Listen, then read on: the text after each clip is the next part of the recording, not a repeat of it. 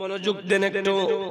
আল্লাহ আমার নবীকে পাঠালেন এই জমিনকে মসজিদ বানাতে। নবী মসজিদ বানালেন, আবার নবী ইন্তিকালের সময় বলে আমার উম্মত ওই মসজিদ নামাজ ছেড়ে দেবে। মসজিদ থাকবে কিন্তু নামাজি থাকবে না, নামাজ পড়তে যাবে না। যারা নামাজ পড়তে না যায় তারা কখনো নবীর প্রেমিক হতে পারে না। আবার আমার নবী বলে উম্মতেরা ওয়া মাসহাফু গরীবুন ফি মানজিলিন লা ইয়াকরাউনা ফিহি। আমার নবী বলে মুসলমানের কেশরপুরের মুথাবাড়ির কেশরপুরের যত মুসলমানের ঘর আছে প্রত্যেক ঘরগুলা গরিব হবে, অসহায় হবে। নবী আমরা কেশরপুরের মানুষ নবী প্রেমিক, আমাদের ঘর কেন গরিব হবে? যেখানে আপনি ছিলেন সেই ঘরটা অনেক সুন্দর, টাইলসওয়ালা, বিশাল একটা বাড়ি, অনেক সুন্দর বাড়ি। ও নবী আমাদের, আমরা তো গরিব না, আমাদের বাড়িও গরিব না। আমার নবী বলে এই উম্মত শুনো শুনো, টাইলস করলে ঘর সুন্দর হয় না, ওই ঘর দুর্বল অসহায়। যেই ঘরে কোরআন আছে কিন্তু কোরআন তেলাওয়াত করে না।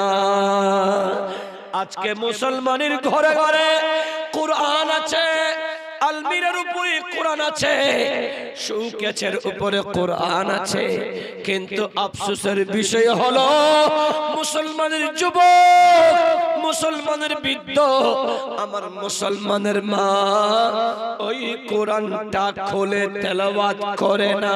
ঠিক না বেঠিক? আওয়াজ করে বলেন। পাড়াতে মসজিদ আছে, নামাজি নামাজি নামাজি নেই। ঘরে কোরআন আছে, কোরআন তেলাওয়াতকারী নেই। 3 নম্বরে নবী বলেন ওয়াল কোরআনু গরীবুন, কোরআনটা গরীব। ও নবী কোরআন তো আল্লাহর কালাম, 103টা কিতাব, তার ভিতরে একটা তাওরাত আছে, একটা ইনজিল আছে, একটা জাবুর আছে, 100টা সাহিফা আছে, 103টা কিতাবের মূল ওই কোরআন।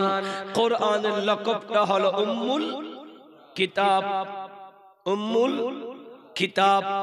কোরআনটা হলো 103টা কিতাবের মূল উম্মুল কিতাব।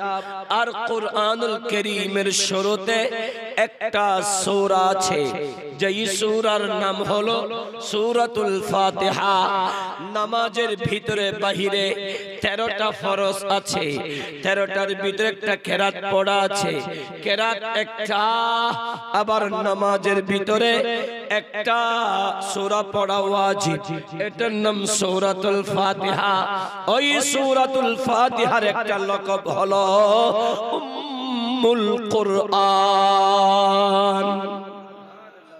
ভাই বন্ধু মনটা লাগিয়ে দেন, 103টা কিতাবের মূল কোরআন, উম্মুল কিতাব। আর সম্পূর্ণ কোরআনের মূল সূরাতুল ফাতিহা, উম্মুল কোরআন। আর সমস্ত নবীগণের ইমাম আমার নবী, নবীর লকব হলো নবীল উম্মি। নবীল উম্মি কা মানা, উম্মি শব্দের অর্থ নিরক্ষর নয়, উম্মি শব্দের অর্থ মূর্খ নয়, উম্মি শব্দের অর্থ হলো মূল। সুবহানাল্লাহ, নারে তাকবীর, নারে রিসালাত, হযরতে মুস্তাফা। উম্মি শব্দের অর্থ মূল। সমস্ত নবীগণের মূল আমার নবী, আর আমার নবী বলে সেই কোরআনটা গরিব হবে। নবী কিভাবে?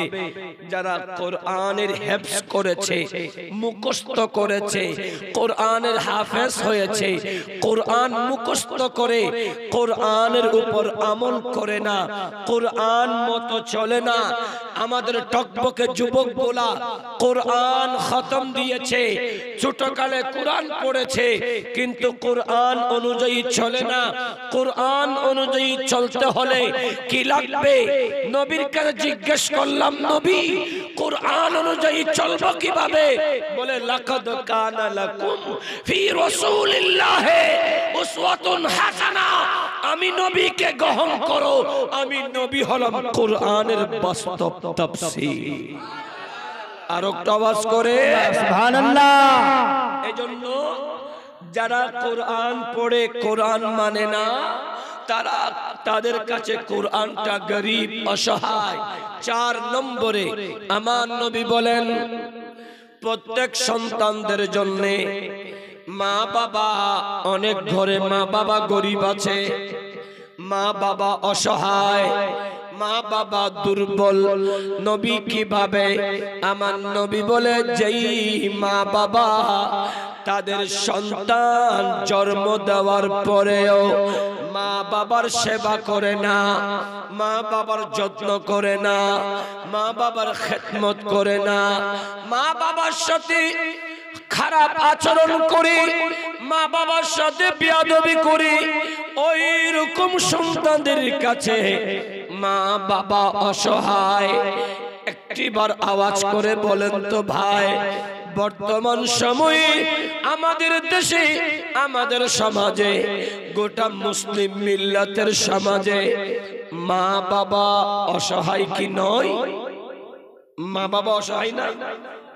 ছেলে তার বিবির কথায় উঠে, ছেলে তার বিবির কথায় বসে, ছেলে তার বিবির কথায় সবকিছু করে, বিবিকে এত বেশি মর্যাদা দিতে গিয়ে নিজের মা বাবাকে পর্যন্ত ভুলে গেছে। মা বাবার দেখভাল করে না, মা বাবার সেবা করে না, মা বাবার যত্ন করে না। কিন্তু আমার নবী শামসুদ্দোহা বলি, উম্মত শুনো শুনো, বিবির চেহারা দেখলে ভালোবাসা বাড়বে। বিবির সাথে খুশুর সাথে সুন্দরভাবে কথাবার্তা বললে তোমার ভালো লাগবে। কিন্তু মনে রেখো, কোন সন্তান যদি তার মা বাবার চেহারা একবার দেখে কবুল হয়েছে, সেই রকম একটা হাজির সওয়াব আল্লাহ আমলনামায় দান করবে। সুবহানাল্লাহ। সাহাবীরা বলে, নবী আমি আমার মা বাবাকে প্রতিদিন যদি 2 বার 100 বার দেখি, আমার আল্লাহ কি আমাকে 100 খানা কবুল হজের সওয়াব দান করবেন? আমার নবী বলেন, আল্লাহু আকবার কবীরা হামদান কাসীরা। আমার আল্লাহ মহান, প্রশংসা আমার রবের। এই উম্মত শুনো, দৈনিক যদি তুমি 100 বার তোমার মা বাবার চেহারা দেখো, 100 খানা কবুল হওয়া হজের সওয়াব আল্লাহ তোমার আমল নামায় দান করবে। আর একটা আওয়াজ করে, মাগো তুমি এই পৃথিবীর শাসনিয়ামত, বাবা তুমি এই পৃথিবীর শাসনিয়ামত, তোমার কদম তলে রয়েছে জান্নাত, তোমার কদম তলে রয়েছে জান্নাত। মাগো তুমি কোথায় আপন আগে বুঝিনি, ছোটবেলায় তোমার কত আদেশ মানিনি, তোমার হাতের পরশ পেলে যাই গো মুসিবত, তোমার কদম তলে রয়েছে জান্নাত। বড় করে বলি সুবহানাল্লাহ। পৃথিবীতে মা বাবার চেয়ে মূল্যবান দামি আর কোন সম্পদ হতে পারে? আওয়াজ করে বলেন, হতে পারে? এজন্য নবী শামসুদ্দোহা বলে আমার উম্মত কিয়ামতের আগে আগে মা বাবাকে ভুলে যাবে, মা বাবাগুলা গরিব হবে। আজকে যেই সন্তানগুলা নামাজ পড়ছে, রোজা রাখছে, হজ করছে, যাকাত দিচ্ছে, কিন্তু মা বাবাকে মূল্যায়ন করে না, মা বাবার সেবা যত্ন করে না। আল্লাহ, আল্লাহ কি কসম, আল্লাহর শপথ করে বলছি, নবী বলে হুমা জান্নাতুকা ওয়া নারুকা। যেই সন্তান তার মা বাবাকে অবমূল্যায়ন করেছে, মা বাবার সেবা যত্ন করেনি, মা বাবার ভালো দেখভাল করেনি, যেই সন্তানের উপরে মা বাবা অসন্তুষ্ট হয়েছে, নবী শামসুদ দুহা বলে সেই উম্মত জাহান্নামী।